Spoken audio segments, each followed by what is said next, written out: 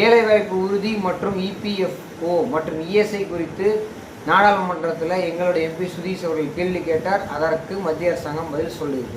அதுக்கடுத்து பெண்கள் மற்றும் இளைஞர்கள் வேலைவாய்ப்பு உருவாக்குவது குறித்து ஜூலை 23 கேள்வி. ஆற்றல் சக்தி, அதாவது கிரீன் எனர்ஜி, அதை பற்றின விழிப்புணர்வு குறித்து ஜூலை 24 பேசியிருக்கார். வெள்ள பாதிப்பு, ஹெல்த் அண்ட் ஃபேமிலி வெல்ஃபேர், மக்கள் நலன் மற்றும் நல்வாழ்வுத்துறை சார்பாக மானிய கோரிக்கை பற்றி ஜூலை 25 பேசியிருக்கார்.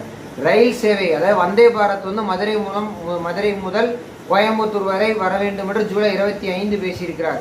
காடுகள் மற்றும் வன உயிரினங்கள் பாதுகாப்பு குறித்து ஜூலை 25 நாடாளுமன்றத்தில் பேசியிருக்கிறார்.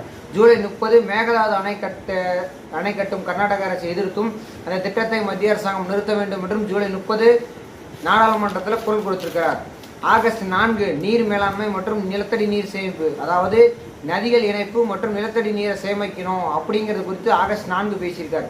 வேலூர் மாவட்டத்திற்கு அதே நாளில் வளர்ச்சி நிதியாக 5 கோடி ரூபாய் ஒதுக்கியிருக்கிறார். சுற்றுலாத்துறை, அதாவது பொதிகை மலை மற்றும் அதை சுற்றி இருக்க பகுதியில் சுற்றுலாத்துறையும் தமிழ்நாட்டில் சுற்றுலாத்துறை அதிகரிக்க மத்திய அரசாங்கம் நிதி ஒதுக்க வேண்டும் என்று ஆகஸ்ட் 6 பேசியிருக்கார். ஆகஸ்ட் 7 வேலூர் மாவட்டத்தில் இருக்கிற விமான நிலையத்தை மீண்டும் துவங்கி அதை விரிவாக்கம் செய்து அந்த வளர்ச்சியை இன்னைக்கு சென்னை பெருநகரம் வளர்ந்து கொண்டே இருக்குது. அதற்காக வேலூர் நகரில் இருக்கிற விமான நிலையத்தை விரிவாக்கம் செய்யணும்னு சொல்லி ஆகஸ்ட் 7 பேசியிருக்காரு.